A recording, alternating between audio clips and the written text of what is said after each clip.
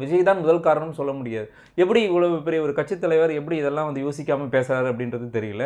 இன்னொன்னு வந்து பார்த்தீங்க அப்படின்னா, அவர் வந்து பார்த்தீங்க அப்படின்னா, ஒரு முக்கியமான ஒரு விஷயத்த வந்து பேசுறாரு. அதாவது என்னன்னா, எப்படி வந்து பிஜேபியில இருக்கிற எல்லாருமே வந்து பார்த்தீங்கன்னா, விஜய்க்கு வந்து சப்போர்ட்டிவா பேசுறாங்கன்னு கேட்கிறேன். ஏன் பேசக்கூடாது? எனக்கு புரியல. அதாவது அவரும் அதே சொல்றாரு. இவங்களுக்கெல்லாம் வெட்கம், மானம் இதெல்லாம் கிடையாதா? ஏன் வந்து இவங்களுக்கு வந்து விஜயே சொல்லியிருக்காரு, என்னுடைய அரசியல் எதிரி வந்து திமுக அண்ட் என்னுடைய கொள்கை எதிரி வந்து பிஜேபின்னு சொல்லியிருக்காரு.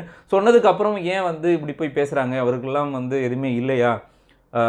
அப்படின்ற மாரிலாம் கேட்குறாரு. அந்த சூடு சொரணை அந்த மாரிலாம் இல்லையா? எப்படி ஏன் வந்து இந்த மாரிலாம் அப்படின்ற மாரி பேசுறாரு. எனக்கு புரியல. ஏன் அந்த மாரி சப்போர்ட்டிவா பேசக்கூடாதா? ஒரு ஒரு ஒரு ஒரு அரசியல்ல 2 பக்கமே இப்போ வந்து பார்த்தீங்கன்னா, அ டிஎம்கே மேலயும் பிரச்சனை இருக்கு, டிவிகே மேலயும் பிரச்சனை இருக்கு. அப்படின்னும்போது அப்ப டிஎம்கேவுக்கு சப்போர்ட்டிவ் தான் பேசணுமா? இவங்களுக்கு சப்போர்ட்டிவா யாரும் பேசக்கூடாதா? அப்ப அப்ப என்ன என்ன நெனச்சு அத வந்து பேசுறாருன்றது நம்மளுக்கு தெரியல. கரெக்ட்டுங்களா? அதுக்கு வந்து நெறைய சோசியல் மீடியால நெறைய அவருக்கு எகெயின்ஸ்ட்டா போயிட்டு இருக்கு. திருமாவளவனுக்கு எகெயின்ஸ்ட்டா அதாவது வந்து பார்த்தீங்க அப்படின்னா, அவர் வந்து நெறைய உங்களுக்கே தெரியும். அவர் வந்து ய ய ஈன படுகொலை பத்தி வந்து பேசியிருப்பாரு. நம்மளோட தொப்புள் கொடி உறவுகளோட மரணங்கள பத்தி நெறைய பேசியிருப்பாரு. அப்படி அப்படி அந்த விஷயங்கள்லாம் நடக்கிறப்ப 2 பார்ட்டி தான் வந்து ரோலிங் பார்ட்டியா இருந்தாங்க. யாருன்னு உங்களுக்கே தெரியும். ஒண்ணு ஏடிஎம்கே ஒண்ணு வந்து டிஎம்கே, இன்னொன்னு வந்து பார்த்தீங்கன்னா, அங்க வந்து பார்த்தீங்க அப்படின்னா காங்கிரஸ். இப்ப கூட்டணி எதுல வச்சிருக்காரு? கூட்டணி வந்து பார்த்தீங்கன்னா, இவங்க 2 பேத்து கூட தான் வச்சிருக்காரு. சரிங்களா? ஸோ அதனால வந்து நெறைய கமெண்ட்ஸ்லாம் வந்து அவருக்கு எகெயின்ஸ்டாவே நெறைய போயிட்டு இருக்கு. அது இன்னொன்னு இல்லாம அவர் வந்து ஒரு முக்கியமான ஒரு விஷயம் வந்து பேசியிருப்பாரு. என்ன பேசியிருப்பாரு அப்படின்னா, விஜய் வந்து ஹிட் அண்ட் ரன் கேஸஸ்ல விஜய்யுடைய டிரைவரையும் வந்து அரெஸ்ட் பண்ணணும்னு சொல்லி வந்து சொல்லியிருப்பாரு. நீங்களே அந்த வீடியோ போய் நீங்க பார்த்தீங்கன்னா நானும் அந்த வீடியோலாம் போய் பார்த்தேன். ஸோ விஜய் வாகனம் போயிட்டுருக்கு. 2 பேரு வந்து பக்கத்துல ஒரு 2 பைக் வருது.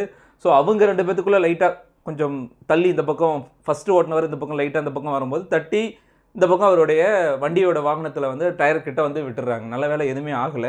பட் இது வந்து எப்படி வந்து ஒரு ஒரு கட்சியின் தலைவர் இந்த மாரி அந்த வீடியோலாம் பார்த்ததுக்கு அப்புறமும் வந்து ஹிட் அண்ட் ரன் கேஸஸ்ல விஜய ரன் பண்ணணும்னு எப்படி இது மாரி ஒரு கொச்சையான ஒரு சில விஷயங்கள்லாம் பேசுறாங்கன்னு எனக்கு தெரியல.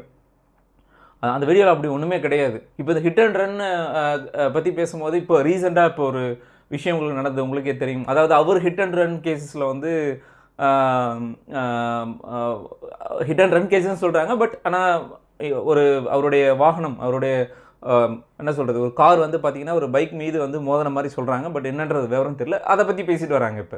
அதுல இன்னொரு முக்கியமான விஷயம் வந்து கவனிக்கப்பட வேண்டிய விஷயம்.